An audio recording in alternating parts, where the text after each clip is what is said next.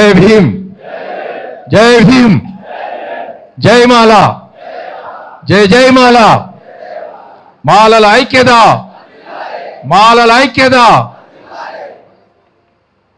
ఈరోజు మన సంగారెడ్డి హెడ్ క్వార్టర్స్లో మాలల ఆత్మీయ సమ్మేళనానికి ముఖ్య అతిథులుగా వచ్చేసినటువంటి గౌరవనీయులు పెద్దలు గడ్డం వివేక్ గారు, చెన్నూరు శాసనసభ్యులు గారు, అదేవిధంగా వేదికని అలంకరించినటువంటి పెద్దలందరికీ, ఇక్కడ వచ్చినటువంటి సోదరి సోదరుమణులందరూ కూడా జైభీములు తెలియజేస్తున్నాం. సో ఈరోజు ఇంతమంది ఇక్కడ ఉన్నారంటే మీ అందరికీ విషయం అర్థమై ఉంటుంది. వక్తలు అందరూ మాలల చరిత్ర, మాలల మంచితనము, మాలల కార్యాచరణ, మాలలు ఈ సమాజానికి ఏ విధంగా తోడ్పడినారు, మాలలు సమానత్వానికి ఒక తార్కాణం అని చెప్పడము, అదేవిధంగా ఇక్కడ ఉన్నటువంటి మాల మహనీయులు వాళ్ళ యొక్క జీవిత చరిత్రలను, వాళ్ళు చేసిన సేవలను మనం శ్లాఘించుకోవడము, ఇవన్నీ కూడా జరిగినవి. అట్లాంటి మహనీయుల వారసులము ఎవరము? అట్లాంటి వారసులము ఎవరము? జై మాల. సో కాబట్టి మీరందరూ సోదరులారా, మనం ఈ రోజున మరే ఇందాక రాజేష్ గారు పాడినారు, మనం నిద్ర మేల్కోవాల్సిన అవసరం ఉన్నది. ఇన్ని రోజులు మనం అందరం కూడా ఈ సమాజానికి సేవ చేయడం జరిగింది, చేస్తూనే ఉన్నాము. కానీ మనం మన సొంత పనులు చేసుకోకుండా అందరికీ సేవ చేయడం జరుగుతుంది. కానీ ఇప్పుడు మనము మన గురించి ఆలోచించాల్సినటువంటి అవసరం వచ్చింది ఈ రోజున. కాబట్టి మనందరం కూడా ఐక్యంగా ఏదైతే ఈ వర్గీకరణ సమస్య ఉన్నదో, ఈ ప్రభుత్వం ఈ వర్గీకరణ చేయకుండా ఆపాల్సినటువంటి అవసరం ఉన్నది. దానికి మనం చేయాల్సినటువంటి ఒకటే ఒక పెద్ద కార్యక్రమం ఏంటంటే, ఏదైనా కూడా ఇందా కామలి గారు చెప్పినట్టుగా మన జన సమీకరణ, ప్రజాబలం చూసినప్పుడే ప్రభుత్వాలు, పార్టీలు కూడా అన్నీ కూడా వెనకపోతాయి అని చెప్పేసి మీకు ఈ సందర్భంగా తెలియజేస్తా ఉన్నాను. సో ఏంటంటే, మనము ఈ రోజులో మనం ఏదైతే ఎలక్షన్లో గెలవడం కానివ్వండి, ఎక్కడైనా కూడా వాళ్ళ బలము, వాళ్ళ ఓట్ల ఆధారితంగానే మనం వాళ్ళు ఎన్నిక కావడం అనేది జరుగుతుంది. అదేవిధంగా ప్రజా అభిప్రాయం ఏ విధంగా ఉంటుందంటే, ప్రజలు ఏ విధంగా అయితే తీర్పిస్తారో ఆ విధంగానే ప్రభుత్వాలు పనిచేస్తాయి, ఆ విధంగానే పార్టీలు మరి పనిచేయడం జరుగుతుందని చెప్పి మీ అందరికీ తెలియజేస్తూ ఉన్నాను. కాబట్టి మనం ఏంటంటే ఇప్పటి వరకు కూడా అందరి కోసం పనిచేసి మన కోసం మనం పనిచేయలేదు. ఈ రోజున మీ గ్రామాల్లో ఉన్నటువంటి సర్పంచులు కానివ్వండి, మండలాధ్యక్షులు కానివ్వండి, ఎమ్మెల్యేలు కానివ్వండి, మీరందరూ కూడా మీ యొక్క అవసరాల నిమిత్తము ఒక 20 మంది 25 మంది చొప్పున వాళ్ళ దగ్గరికి వెళ్ళి మాకు ఈ సమస్యలు ఉన్నాయి అడిగినప్పుడే మన యొక్క ప్రాధాన్యత మనకు తెలుస్తుందని చెప్పేసి ఈ సందర్భంగా తెలియజేస్తున్నాను. ఎందుకంటే ఇందాక చెప్పినట్టుగా కార్పొరేషన్ లోన్స్ కానివ్వండి, రెసిడెన్షియల్ స్కూల్స్ కానివ్వండి, డబుల్ బెడ్రూమ్స్ కానివ్వండి, ఈ ఎస్ఎఫ్డి స్పెషల్ కాంపోనెంట్ ప్లాన్ కానివ్వండి, ఈ నిధులన్నీ కూడా మనం ఎవరు అడగడం లేదు. కాబట్టి అవి ఒక వర్గానికే పోయేటువంటి అవకాశం ఉన్నది. కాబట్టి ఇవన్నీ మనము అడగాల్సినటువంటి అవసరం ఉన్నది. ప్రభుత్వం నుంచి ఏవైతే పథకాలు ఉన్నాయో అవి అందరికీ కూడా తెలియజేయాల్సినటువంటి అవసరం మన ఎంప్లాయీస్, ఇక్కడ ఉన్నటువంటి రాజకీయ నాయకుల మీద ఉందని చెప్పి ఈ సందర్భంగా తెలియజేస్తా ఉన్నాం. అంతేకాకుండా మీ అందరూ తెలుసు, అంబేద్కర్ గారు మరి బోధించు, సమీకరించు, పోరాడు అనేటువంటి ఒక 3 ప్రిన్సిపల్స్ బ్రహ్మాండంగా మనకు అందించారు. దయచేసి అందరూ కూర్చోండి, డిస్టర్బ్ చేయదు ప్లీజ్. మనం ఈ రోజున మనకు తెలిసిన విషయాలు గ్రామీణ ప్రజలకు కానీ మన సోదరులకు మరి వాళ్లకు బోధించడం లేదు, వాళ్ళని సమీకరించడం లేదు, వాళ్ళని పోరాటం వైపు నడిపించడం లేదని చెప్పి ఈ సందర్భంగా తెలియజేస్తున్నాను. కాబట్టి మనందరం కూడా ఇక్కడ పెద్దలు ఏదైతే చెప్పినారో ఈ వర్గీకరణ, ఈ కాన్స్టిట్యూషన్లో 341 ఆర్టికల్ ద్వారా వచ్చినటువంటి ఈ రిజర్వేషన్లని విభజించడానికి వీలు లేదు.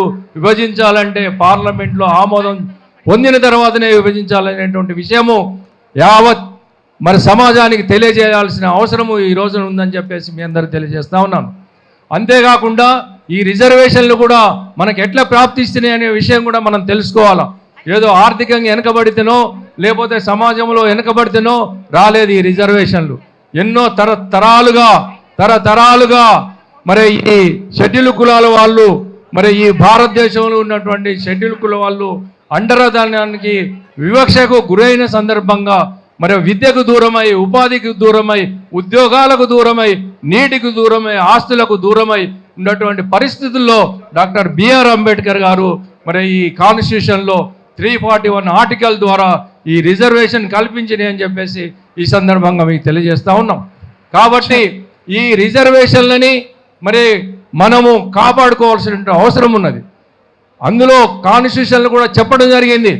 మనకు 2005లో ఇచ్చినటువంటి సుప్రీంకోర్టు తీర్పు దాంట్లో ఏంటంటే, మీకు ఎక్కడైతే ఈ రిజర్వేషన్లు పొందినటువంటి ఈ 59 షెడ్యూల్ కులాలు, అదే భారతదేశంలో ఉన్నటువంటి 1267 షెడ్యూల్ కులాల్లో వారికి ఒక ప్రత్యేకమైనటువంటి ప్యాకేజీ, విద్యలో, ఉపాధిలో, ఉద్యోగాల్లో ప్రత్యేకమైనటువంటి అవకాశాలు కల్పించి వాళ్ళకి ఇతరులుగా సమానంగా ఎదిగే విధంగా చేయబట్టి ప్రభుత్వాలు సూచనలు చేసింది రాజ్యాంగంలో. కానీ అది ఎలాంటిది పట్టించుకోకుండా ఈరోజు 75 సంవత్సరాలకు కూడా ఈ యొక్క ప్రభుత్వాలు విఫలమైనవి అని చెప్పేసి సందర్భంగా తెలియజేస్తా ఉన్నాను. కాబట్టి మీరందరూ కూడా ఈ కాన్స్టిట్యూషన్లో ఉన్నటువంటి ఈ రిజర్వేషన్లు మన జనాభా ప్రాతిపాదికన అప్పుడు ఎప్పుడో 1931లో ఉన్న జనాభా ప్రకారంగా 15% మరి నిర్ణయించడం జరిగింది.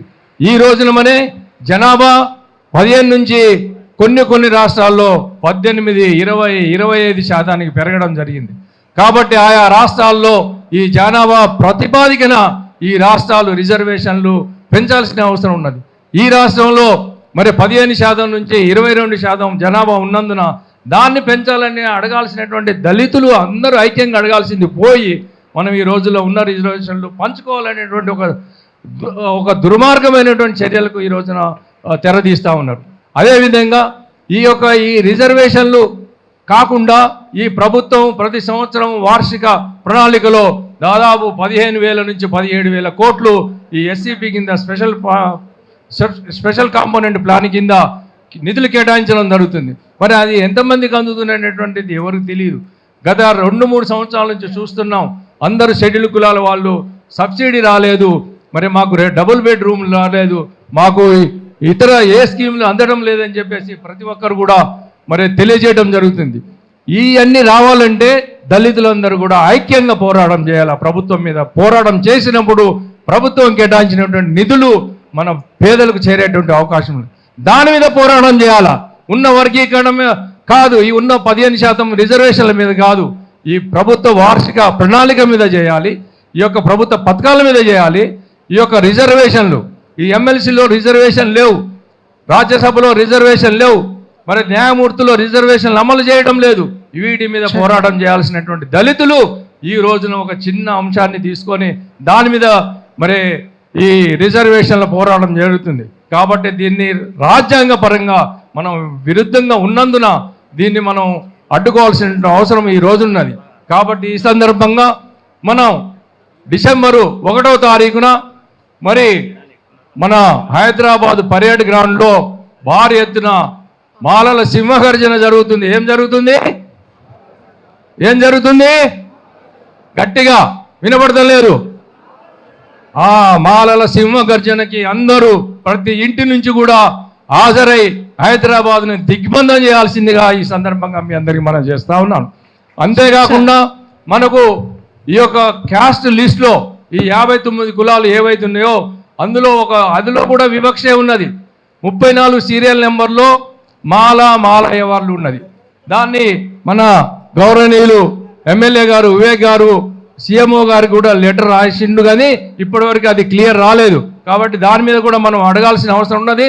ఈ సర్వేకి వచ్చినప్పుడు మీరందరూ కూడా 34 సీరియల్ నెంబర్లో మాల అని ఉంటుంది, ఆ మాలా కులం అని చెప్పేసి మీరు టిక్ చేయాల్సి అని చెప్పి ఈ సందర్భంగా మీ అందరికి తెలియజేస్తా ఉన్నాం. ఇది అందరికీ కూడా మీ గ్రామంలో ఉన్నటువంటి వాళ్ళందరూ కూడా చెప్పాలని మీ అందరికీ మనవి చేస్తున్నాను. కాబట్టి సోదరులారా, మనం ఇప్పుడు విషయం చాలా జటిలమైనది. కాబట్టి మనందరము ప్రతి గ్రామంలో అంబేద్కర్ గారు చెప్పినట్టుగా బోధించు, సమీకరించు, పోరాడు అనే అంశం ఏదైతే ఉన్నదో దాన్ని అమలు చేస్తూ మనం అంబేద్కర్ గారు చెప్పినట్టుగా pay back to the society రూపంలో తీర్చుకోవాలని చెప్పేసి ఈ సందర్భంగా మీ అందరికీ తెలియజేస్తూ, మరి ఇప్పటికే సమయం అతీతమైనది కాబట్టి మీరందరూ కూడా బాధ్యత తీసుకొని స్వయంగా, నాకు ఇప్పుడే మెసేజ్ వచ్చింది, నిజామాబాద్లో 100 బస్సులు వాళ్ళే బుక్ చేసుకున్నారు గ్రామంలో. ఒక్కసారి అందులోకి చప్పట్లు కొట్టండి. సో అదేవిధంగా సిద్దిపేటలో కూడా ఇప్పుడే మెసేజ్ వచ్చింది, అక్కడ మాల సోదరులు చెప్పారు, మేము కూడా ప్రతి గ్రామంలో కూడా బస్సులు బుక్ చేసుకుంటున్నామని చెప్తున్నారు. కాబట్టి దయచేసి మీరందరూ కూడా దీని మీద బాధ్యత వహించాలి. ఇన్ని రోజులు మనం బాధ్యత రహితంగా లేము, కానీ ఇది జరగదు అనేటువంటి ఒక భావనలో ఉన్నాం. కాబట్టి దీన్ని బాధ్యతగా భావించి మీరందరూ కూడా ఈ యొక్క సభని లక్షలాది మందితోటి తరలించి దీన్ని దిగ్విజయం చేయాలని చెప్పేసి దిగ్బంధం చేసి అన్ని పార్టీలకు, మన కేంద్ర రాష్ట్ర ప్రభుత్వాలకు కూడా హెచ్చరిక చేసి మాలలు తక్కువ లేరు, వాళ్ళు ఏదైనా అనుకురంటే సాధిస్తారని చెప్పేసి తెలియజేయాలని చెప్పేసి సందర్భంగా తెలియజేస్తూ మీ అందరికీ జై భీములు తెలియజేస్తూ జై భీమ్. Thank you. దయచేసి ముఖ్య అతిథులు మాట్లాడే ముందు దయచేసి అందరూ కూర్చోవాల్సింది. జై భీమ్, జై భీమ్. ఇంకా చాలా మంది చేతులు ఎత్తండి. జై మాల, జై మాల, మాలల ఐక్యత, మాలల ఐక్యత. Thank you very much.